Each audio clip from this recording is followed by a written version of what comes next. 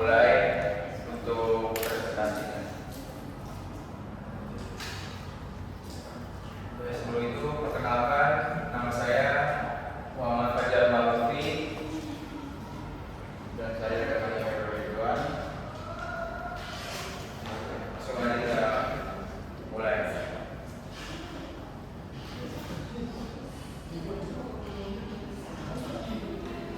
Di sini ada pendahuluan, yaitu di dalam era globalisasi dan persaingan bisnis yang semakin ketat, setiap perusahaan dituntut memastikan kelayakan operasional dan keberlanjutan bisnisnya. PT Parahyangan Jaya Abadi sebagai salah satu perusahaan yang bergerak di sektor properti atau jasa menghadapi tantangan yang serupa. Nah, untuk dapat bertahan dan berkembang, perusahaan perlu melakukan evaluasi menyeluruh terhadap berbagai aspek bisnisnya. Penelitian ini dilakukan untuk menganalisis kelayakan bisnis PT Parahyangan Jaya Abadi dari berbagai sudut pandang, meliputi aspek pasar, teknis, manajemen, hukum, keuangan, hingga lingkungan. Hasil dari penelitian ini diharapkan dapat memberikan rekomendasi bagi perusahaan dalam mengambil keputusan yang mendukung keberlanjutan dan pertumbuhan bisnisnya.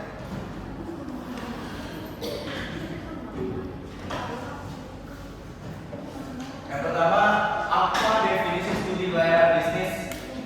Di sini menurut Kasmir dan Java 2023, studi kelayakan bisnis adalah suatu gerakan yang dilakukan oleh organisasi untuk mensurvei kelayakan bisnis yang dilakukan untuk mengetahui manfaat organisasi. Studi kelayakan bisnis adalah evaluasi dari kelayakan dari suatu usaha yang harus ditangani. Studi kelayakan bisnis mengharapkan untuk mengetahui secara tidak memihak dan bijaksana manfaat dan kerugian dari kegiatan yang ada dan yang akan datang, serta pengaruhnya terhadap kehidupan, aset yang dibutuhkan, dan akhirnya kemungkinan usaha. Secara langsung keluar untuk mensurvei kelayakan adalah biaya yang dibutuhkan dan nilai yang diperoleh. Lalu ada ringkasan eksekutif di sini.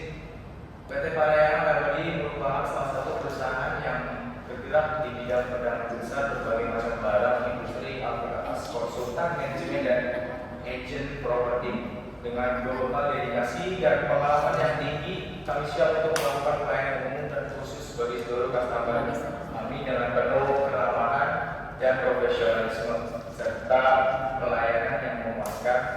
PT Parahyangan Jaya Abadi adalah konsultan properti yang berfokus pada penjualan real estate, apartemen, ruko, perumahan klaster maupun perumahan subsidi dan lain-lainnya. Untuk slide selanjutnya akan disampaikan oleh teman saya.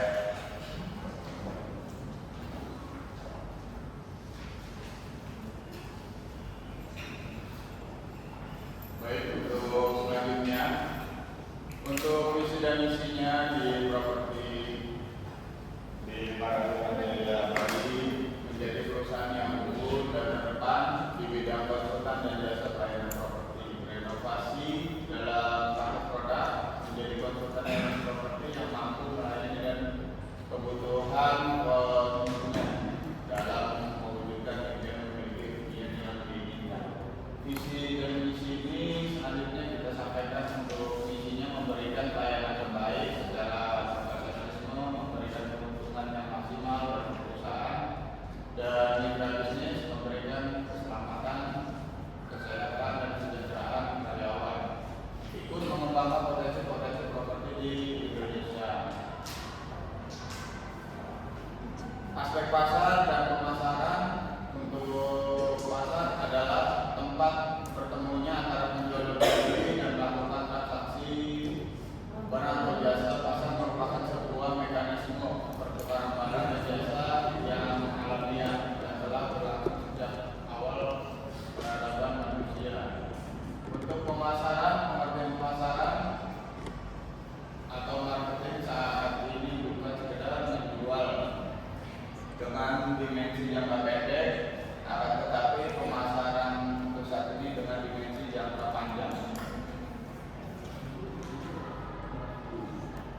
strategi pemasaran, yang pertama untuk place, untuk harga beberapa tipe rumah sebagai berikut, baik dalam tipe 3660, 3661, 3663 dan 3664. Ya, untuk place kantor bertempat di Perumahan Fiskani Blok E nomor 9. Dan untuk produk PT Paraya Jaya Abadi sendiri ada beberapa produk yang ditawarkan seperti real estate, cluster, apartemen, ruko, dan konsultan properti.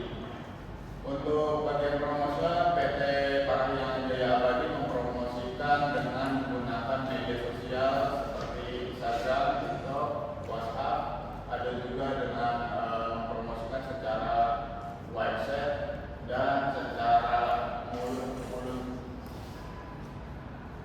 Yang selanjutnya untuk people, adapun konsumen segmen PT Paraya Jaya Abadi yaitu pekerja atau karyawan, pengusaha, mahasiswa, dan pedagang.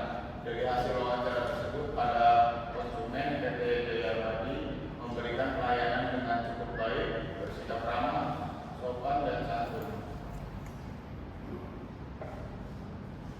Strategi pemasaran 7B-nya selanjutnya diproses berdasarkan dari pengamatan hasil observasi bagi konsumen yang ingin memiliki rumah. Sangat cukup mudah prosesnya, yaitu konsumen akan diminta untuk mengisi formulir yang diberikan, lalu konsumen juga tetap akan dibantu untuk mengajukan KPR ke pihak bank sampai disetujui.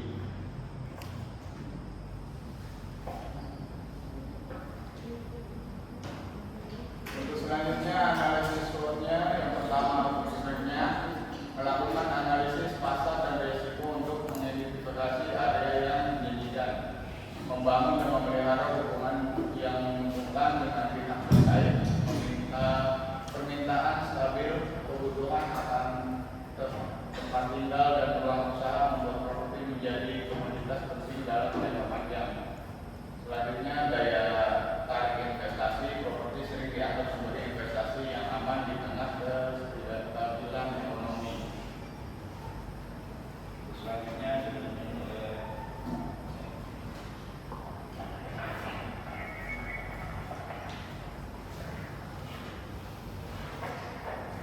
Selanjutnya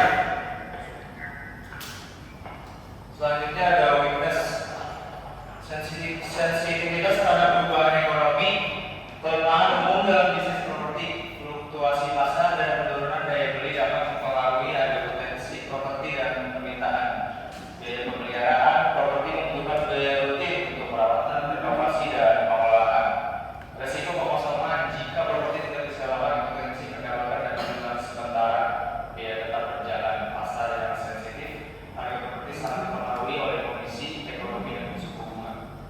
Lanjut ada opportunities, yaitu inovasi teknologi. Ada platform digital dapat mempermudah pemasaran, pengelolaan, dan pencarian penyewa. Diversifikasi produk, membangun properti dengan konsep baru seperti co-living, properti ramah lingkungan, atau smart home. Lalu seterusnya ada ekspansi pasar yang berkembang. Peluang ekspansi ke pasar yang berkembang dapat membuka potensi pertumbuhan yang signifikan. Kemudian ada insentif dari pemerintah seperti keringanan pajak atau subsidi untuk sektor properti. Lalu kemudian yang keempat ada twitch, perubahan kebijakan, regulasi baru terkait pajak, zonasi atau kepemilikan properti dapat mempengaruhi bisnis. Kemudian ada krisis ekonomi, yaitu ketidakstabilan ekonomi global atau lokal dapat menurunkan daya beli konsumen. Kemudian ada perubahan perilaku konsumen seperti kerja jarak jauh dapat mempengaruhi permintaan terhadap ruang perkantoran. Lalu di sini ada bencana alam, risiko perusahaan properti akibat bencana alam seperti banjir, gempa bumi, atau kebakaran. Lalu kemudian di sini ada aspek legalitas. Aspek legalitas itu aspek hukum menganalisis kemampuan pelaku bisnis dalam memenuhi ketentuan hukum dan perizinan yang diperlukan untuk menjalankan bisnis di wilayah tertentu. Dengan menganalisis aspek hukum, kita dapat menganalisis kelayakan legalitas usaha yang dijalankan, ketepatan bentuk badan hukum dengan ide bisnis yang akan dilaksanakan, dan kemampuan bisnis yang akan diusulkan dalam memenuhi persyaratan perizinan. Nah, berikut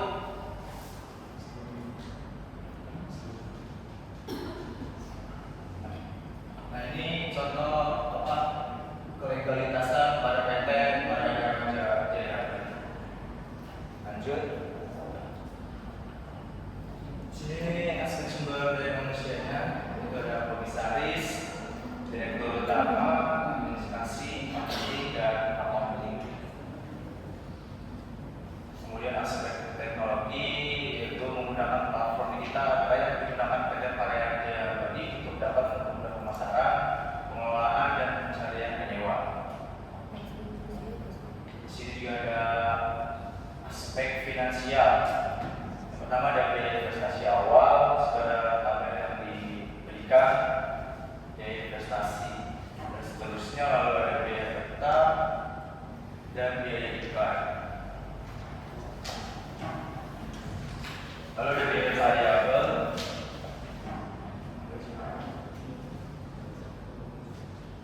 Di sini ada biaya produk, yaitu biaya investasi kedua bulan ditambah biaya tetap, ditambah biaya variabel, ditambah biaya execution budget dibagi hari kerja, yang dimana hasilnya itu 150 juta 33.000. Lalu ada BPN di sini, ada jumlah produk diproduksi 33 unit, total penjualan 33 unit yaitu 369 juta 487 dikali 33.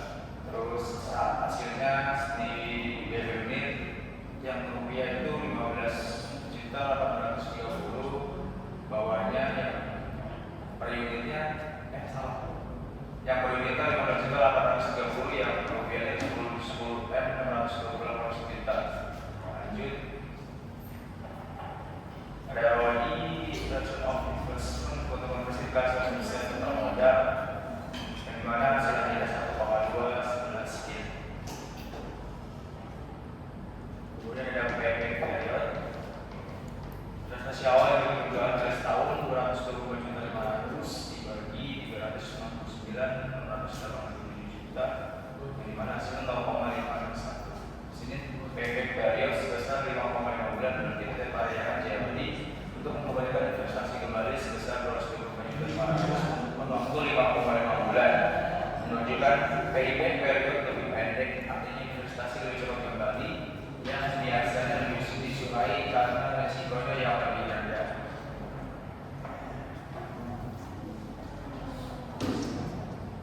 Kesimpulan, berdasarkan hasil analisis layanan bisnis pada PT Parahyangan Jaya menunjukkan potensi yang sangat baik untuk berkembang sebagai perusahaan sektor properti, juga memiliki keunggulan kompetitif yang kuat berkat strategi bisnis yang berfokus pada lembaga strategis, inovasi produk, dan pemahaman mendalam terhadap kebutuhan konsumen. PT Parahyangan Jaya tidak hanya layak secara finansial, tapi juga memiliki fondasi strategis untuk berkembang dalam jangka panjang. Kombinasi antara perencanaan yang matang dan komitmen terhadap nilai sosial menjadi perusahaan ini sebagai pemain potensial di industri properti yang kompetitif. Lalu kemudian ada saran agar potensi perusahaan dapat dioptimalkan, disyaratkan untuk melakukan diversifikasi portofolio, yaitu proyek yang mengembangkan segmen properti baru seperti berbasis teknologi. Lalu yang kedua adalah meningkatkan strategi digital dalam pemasaran untuk menjangkau konsumen lebih luas. Lalu yang ketiga adalah menjaga hubungan baik dengan mitra strategis seperti bank, kontraktor, dan pemasok barang bangunan untuk meminimalkan risiko operasional.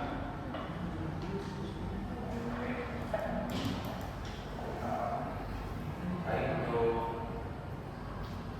teman-teman, mungkin barangkali yang ingin ditanyakan.